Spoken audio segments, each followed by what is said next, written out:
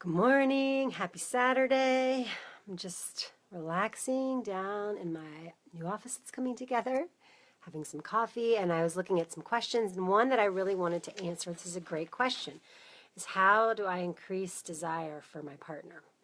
This is a very good question, and I think this is a common issue that a lot of women and men go through, especially women, and especially when we're so busy with everything in our lives and taking care of small kids and everything else. So I want to talk about that today. So here's some questions that I want to ask you. When you're thinking about, increasing the desire for your partner, let me ask you this question. Where is your relationship on your priority list? Is it on that list? Because I know a lot of times, especially when you are battling the challenges of everyday life, the relationship, especially when you're in a long-term relationship, can fall to the back burner. And that's not healthy for your relationship because, like anything, you have to work on it if you want it to thrive. The grass is green where you water it. I love that phrase, and it's so true. So if you haven't been making your relationship a priority, that's the number one thing that I would recommend. And secondly, think about, what kind of blocks do you have yourself? Like, is there anything that's blocking you sexually? Do you have anything that you need to work through? Maybe you have deep-seated shame or trauma or, anxiety around sex that you need to work through. And that's one of the things that I work with women in my private coaching. But that is so important because a lot of us are holding on to blocks that we don't even realize. And once you clear those, it totally changes your desire, and you can just tap into your sexual energy so much quicker, and it's a great tool. Thirdly, let me ask you this. Are you even taking time for pleasure for yourself? I know I talk about this a lot, but that's a really important thing, because if you don't know how to give yourself pleasure, you can't expect your partner to. Then another thing I want to ask you is, with regards to relationships where desire is waning and maybe sex is on the back burner, maybe you're in a sexless marriage, and a lot of the women that I work with have that. They have small kids. They have just kind of taken that off the table. And sadly, what can happen here is one of two things. Is number one, you're going to build up really deep-seated resentment for each other. Or number two, you might be led to seek comfort elsewhere. And neither one of those things are good for a long-term relationship. If you're wanting a monogamous long-term relationship, maybe you're not, that's fine too. But, I think really thinking about that is important, because when you are in that resentment phase, you can be just not thinking of anything positive about your partner. Maybe you're fighting. Maybe you don't want them to touch you with a 10-foot pole. And I think one of the first things that you can do to overcome this, and sadly, a lot of times it's the women that have to make that first step. But, make a list. Instead of everything he's doing to piss you off or all the things he's done wrong, how about make a list of just 3 things you can appreciate about him? 3 things. And start doing this every day. And focus on those things. Versus all the other stuff, just focus on something you can appreciate. And that right there can help to get your brain working on thinking of the positive things about your partner. And when you think more about that, more are going to come up. And you're going to realize, hey, wait a minute, there is a reason we fell in love in the first place. It might take some time, but you can get there. So think about that. Another thing that's really important, especially when you're getting back to connection, is when you're together with your partner, just take orgasm off the table. Just really focus on connection and set time to connect. And maybe you end up having sex, maybe you don't. But use that time to just be together and look into each other's eyes, as silly as that is. That's one of the first things that when you are together with someone, you spend a lot of time looking into each other's eyes. There's a great article out there. I'll post it actually in the comments below with some really good conversation starters. And it starts with 2 minutes of looking into each other's eyes, which can be really uncomfortable, I know.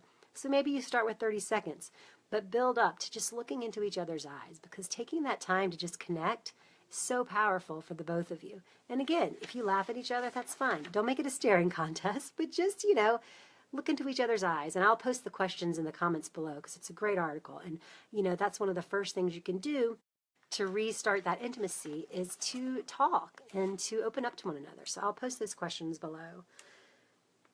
And again, like I said, take orgasm off the table. And when you are, intimate, or just focus on what feels good to you. Focus on pleasure. Focus on just feeling good. And take that orgasm off the table. There's no end goal in mind. This is just for connection, just to feel good.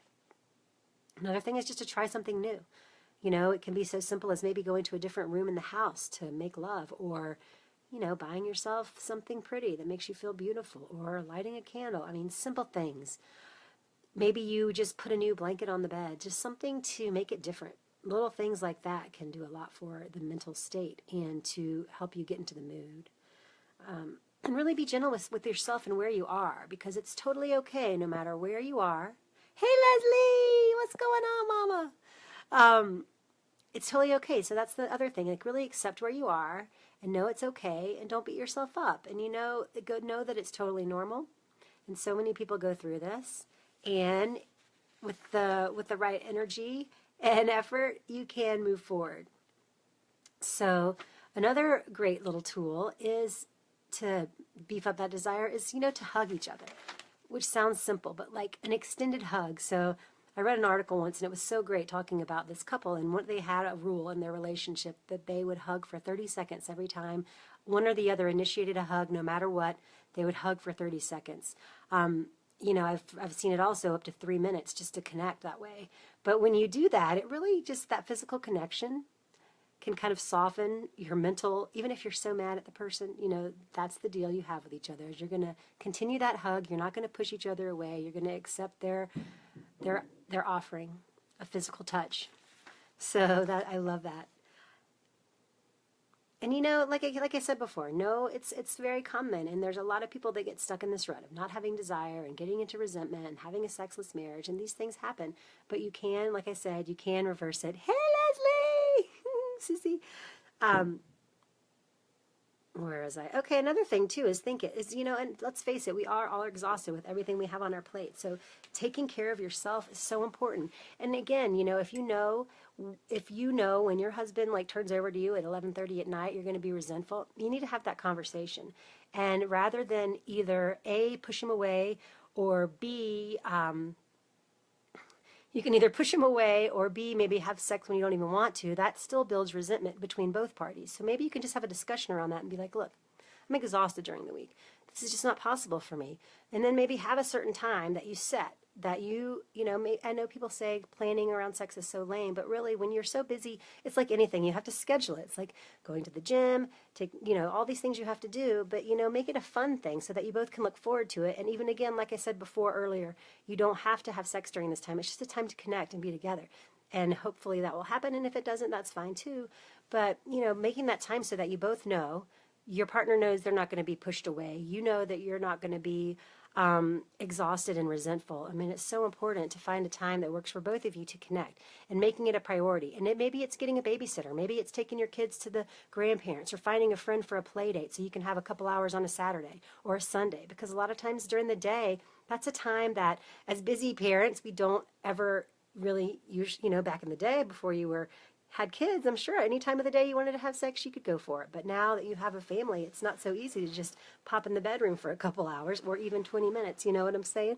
So you make that time for yourself and your partner, and then they're not going to feel rejected because they know at least you're connecting. And it can build from there, because once you start connecting again, you realize how good it feels and how much happier that you both are. When you're fulfilled and your partner fulfilled, work so much better as a team. I know for myself personally that Mark is just such a much more of a helpful person to be around. We just want to help each other when we're feeling in this connected space, versus when we're really resentful and at each other's throats and neither of us want to do one thing to help the other. So it makes such a difference, and it's so powerful that way.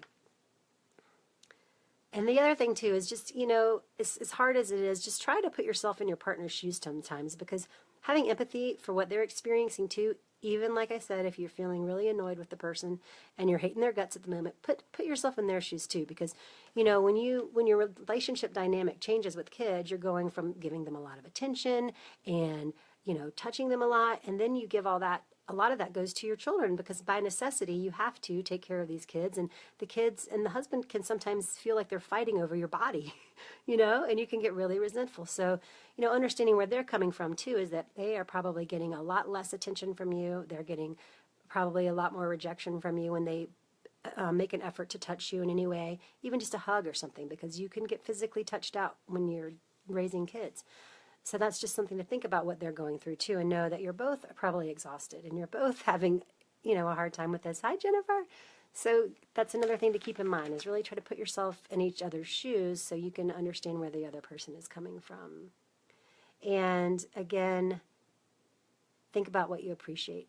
It may not be something that you love, but you can think about something you appreciate about your partner and what they do for you. So focusing on those things are all great ways to up your desire for your partner. And there's, again, like I said earlier, there's lots of things you can do for yourself. And one thing that I really love, which I'm going to talk about later, but I'm just going to give a little snippet of it right now, because this is one of my favorite tools, and I never would have in a million years have known about it without my own research. But it's called a jade egg, and it's actually a little egg that you put inside your vagina, and you do exercises with it to just kind of A, rehab your pelvic floor, and B, reconnect to your sexuality. It's amazing what this thing does. So I'll talk about that more this week, but just a little snippet there. There's many things you can do on your own to really get yourself and any blocks cleared up. So I'd love, if you have any questions, please ask them below. I know I went over a lot, and I hope that you can try some of these tools out. Let me know what you think. Let me know what works for you. Let me know what doesn't. And like I said, I'll post that video or the article below of those great questions just to start conversation, because that is one of the best ways to just kind of reconnect, is just to talk to each other.